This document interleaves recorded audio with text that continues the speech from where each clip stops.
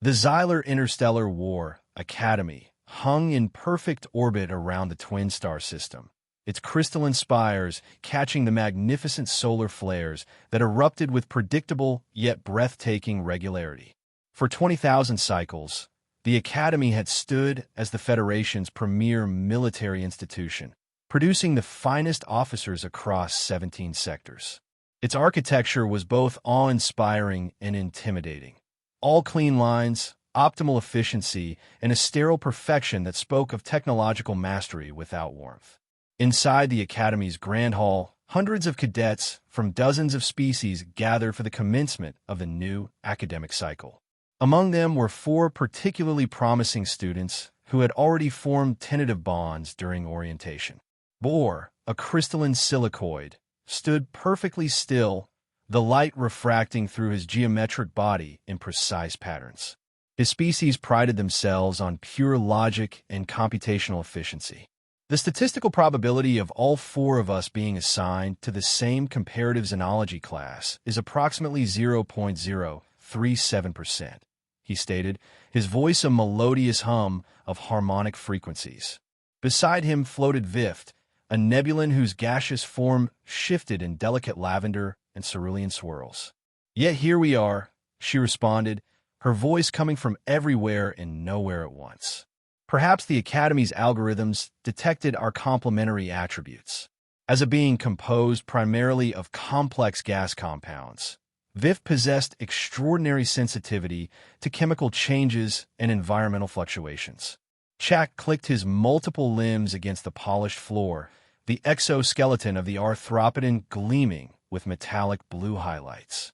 Standing nearly 7 feet tall, with 4 primary arms and 2 secondary manipulators, he emanated physical power. Or perhaps they simply recognized excellence when they saw it. He chittered, mandibles flexing with pride. "My High family has served in the Federation fleet for 12 generations." The 4th member of their group, Lyra, said nothing at first. The Psion's pale, almost translucent skin seemed to pulse slightly with the emotional currents around her. Her large, iridescent eyes scanned the room, her telepathic abilities allowing her to sample the excitement, nervousness, and pride emanating from hundreds of cadets. "There's something different about this year," she finally said. "The instructors are uneasy." Chak made a dismissive sound.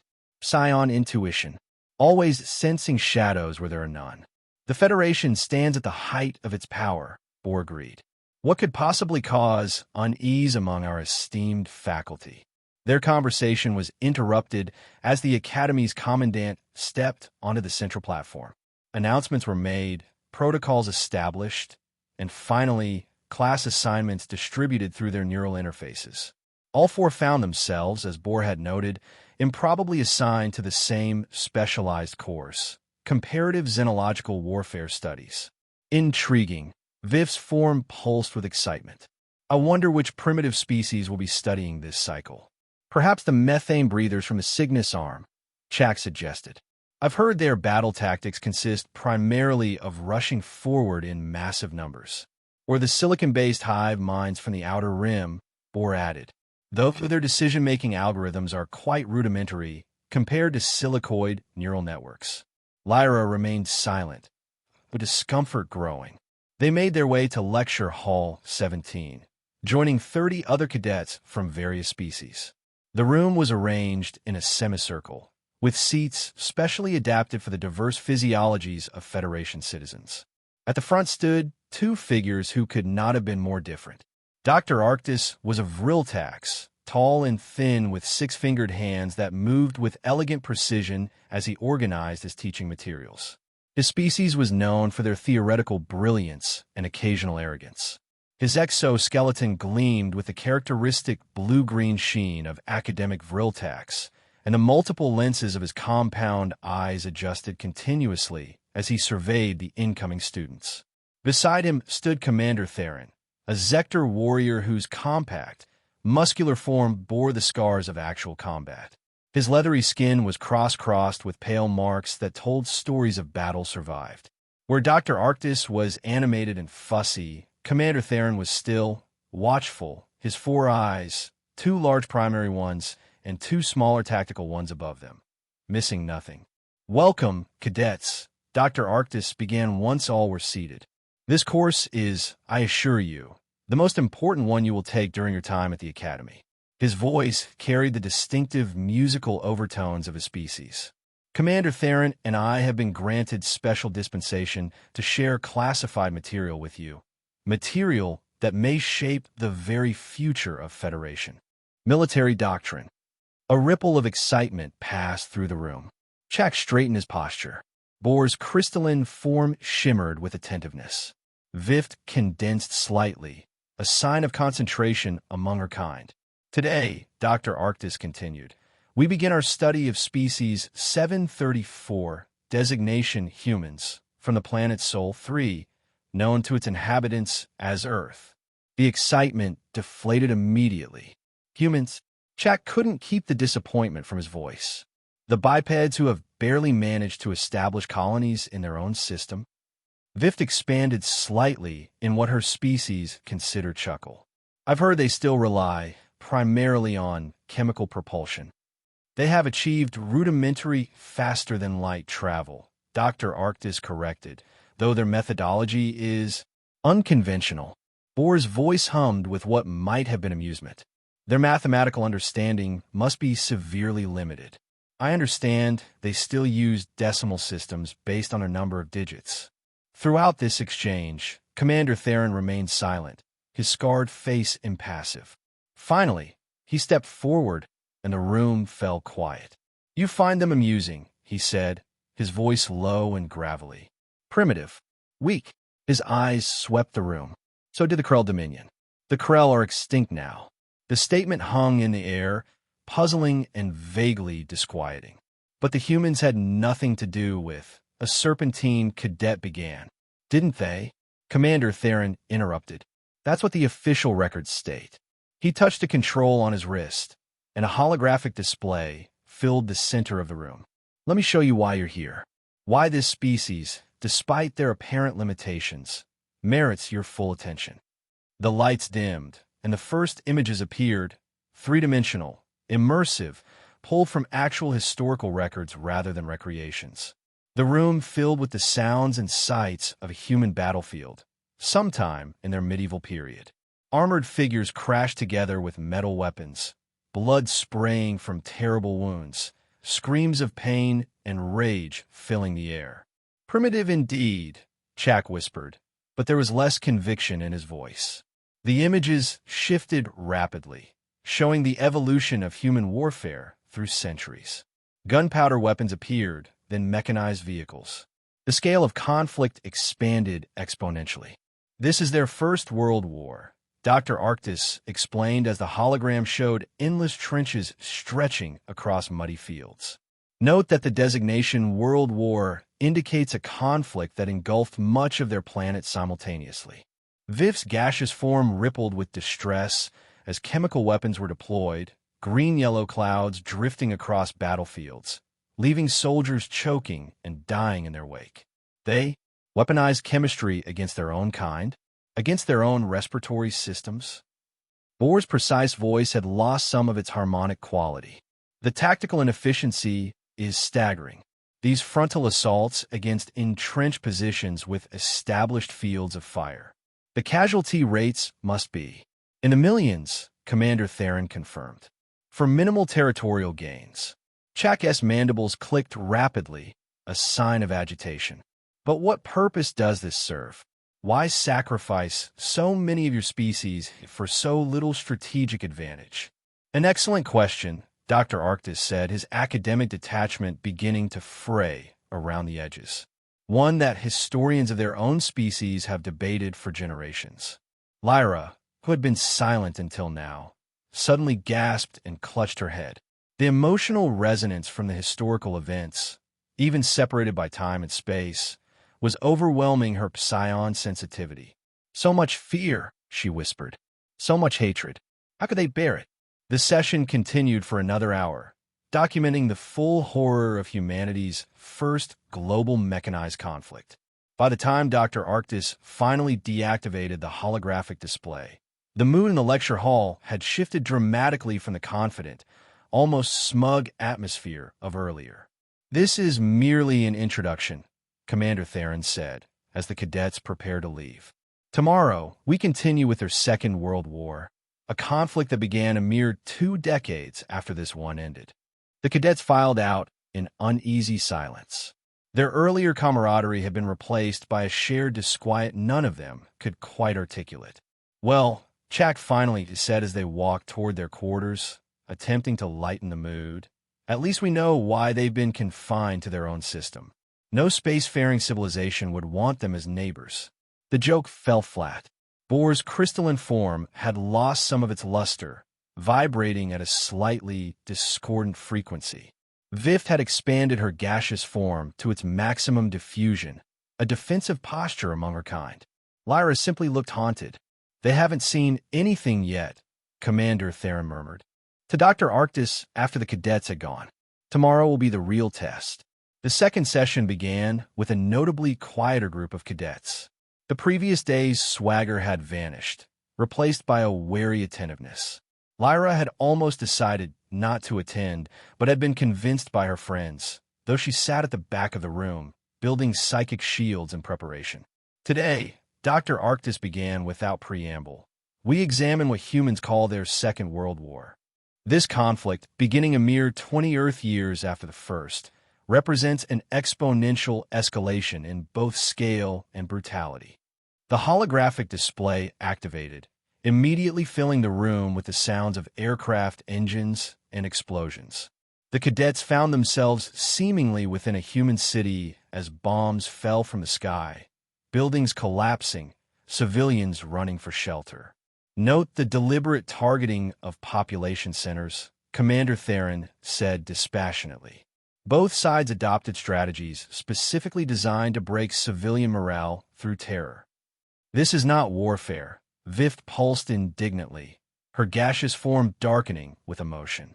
"These are not military targets. By human definitions of the era, breaking the will of the enemy population was considered a valid military objective," Dr. Arctis explained. "The strategy was called total war, the complete mobilization of all resources, including civilian infrastructure and psychology." The display shifted to show armored vehicles moving rapidly across open terrain, aircraft providing support from above, infantry following in their wake. "They called this blitzkrieg, lightning war," Commander Theron explained. "The coordination of multiple combat elements to achieve rapid breakthrough and encirclement. Note the effectiveness compared to the static warfare of their previous global conflict." Bohr hummed thoughtfully. "The tactical evolution is significant.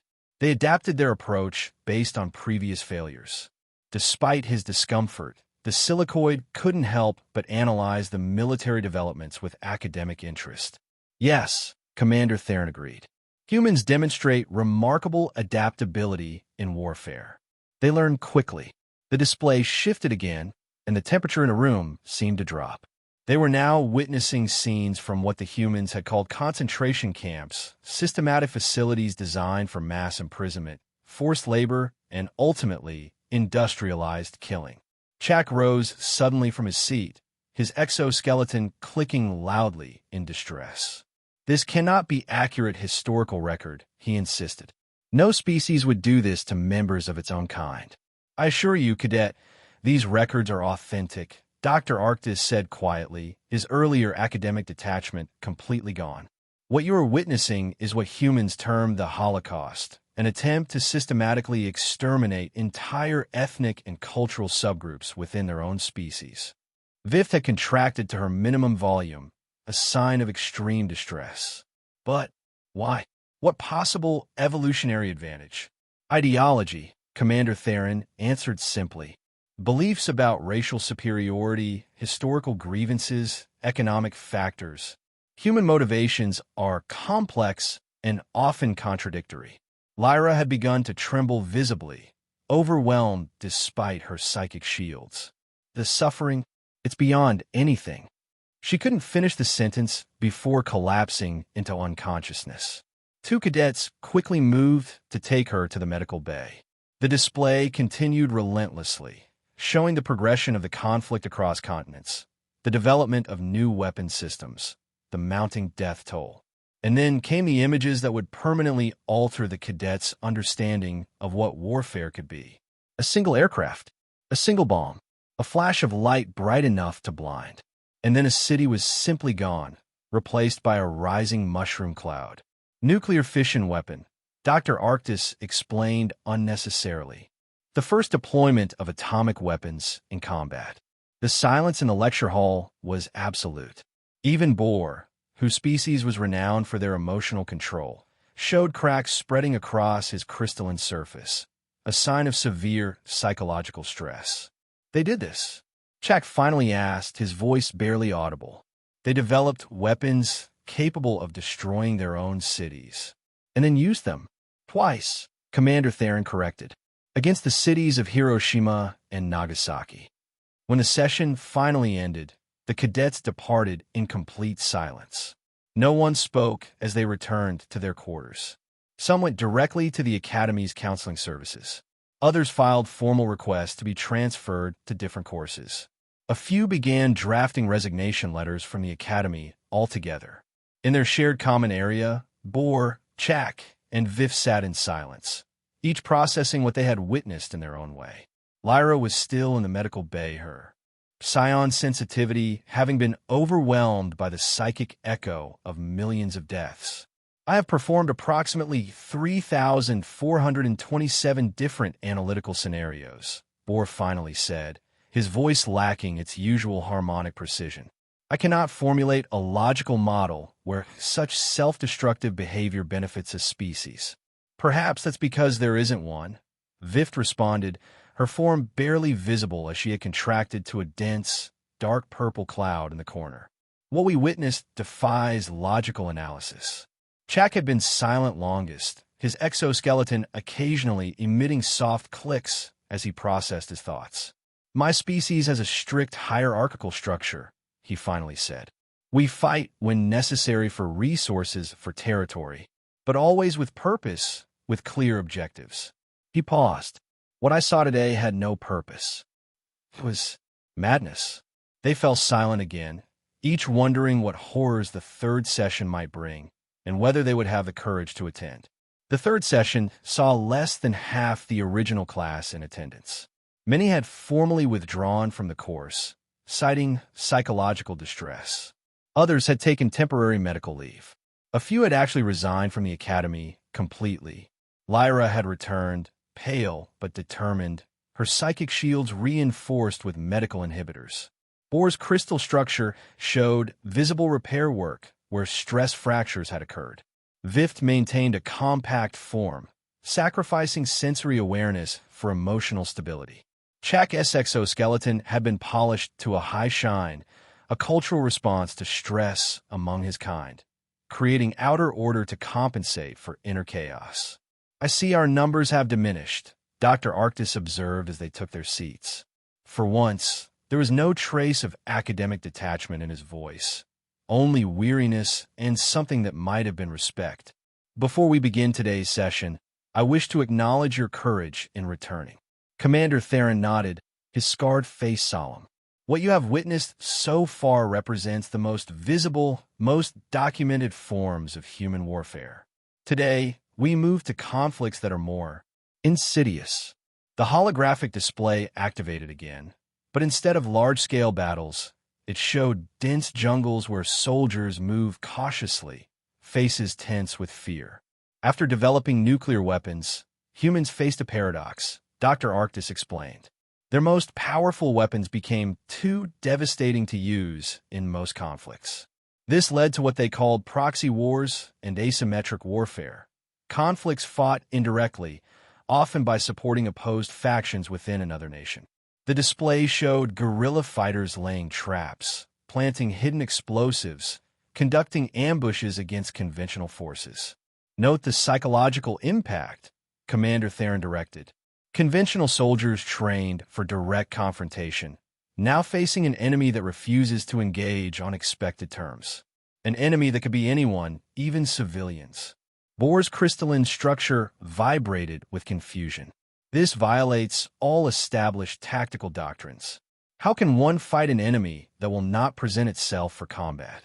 Precisely the question human military strategists struggled with, Commander Theron replied. Often, their answer was escalation. The display shifted to show villages being burned, chemical defoliants being sprayed over vast jungle areas, civilians caught between opposing forces. Chak made a sound of disgust as the display showed human children, clearly not physically mature, being armed and trained for combat. They use their young as warriors before they have completed physical development. In many of these conflicts, yes, Dr. Arctis confirmed. Children are recruited, sometimes forcibly, by various factions. Vif's form darkened further. This cannot be considered warfare under any civilized definition. Yet it is how much of human conflict has been conducted in their recent history, Commander Theron said, and it continues to evolve. The display changed again, showing crowded city streets, normal daily life. Then, without warning, explosions. Civilian casualties. Panic. Terrorism, Dr. Arctis explained. Attacks specifically designed to maximize civilian casualties and psychological impact, often with political, religious, or ideological motivation. Bohr's confusion had only deepened. There is no strategic gain, no territory captured, no resources secured. What is the objective? Fear itself becomes the weapon, Commander Theron said.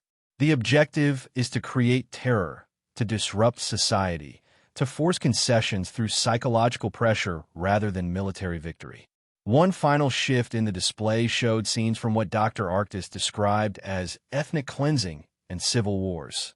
Humans of the same nation turning on each other based on cultural, religious, or ethnic differences. The systematic nature of the violence, the intimate brutality of it, was perhaps more disturbing than anything they had seen previously. It was too much. Chak suddenly stood, his exoskeleton emitting a high-pitched, keening sound that indicated extreme distress.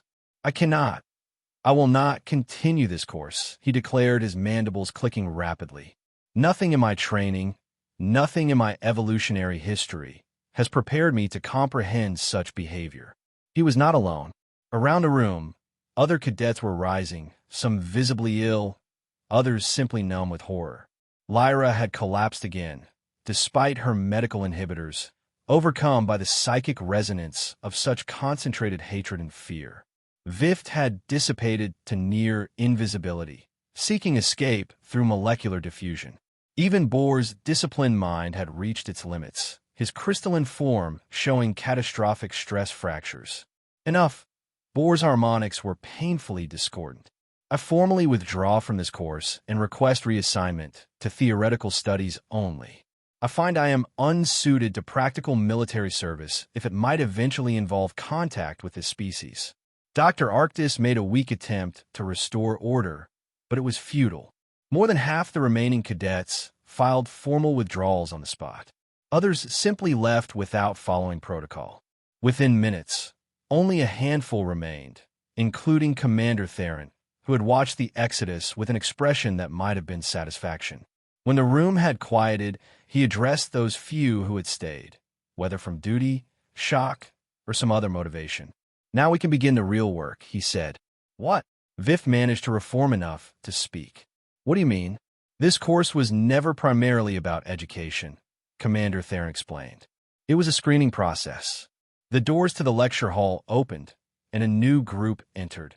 Academy officials, senior military officers, and behind them, figures that caused the remaining cadets to freeze in shock. Humans, actual humans, walking with the distinctive bipedal gait of their species. 5 of them, wearing what appeared to be Federation diplomatic uniforms with special environmental modifications. They were smaller than most of the cadets had imagined, their skin tones varying from pale to dark brown, their faces bearing the marks of age and experience.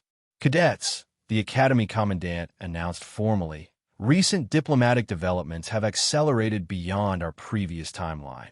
As of yesterday, humanity has been granted provisional observer status in the Federation. What was to have been a hypothetical training exercise has become immediate practical necessity. One of the humans stepped forward.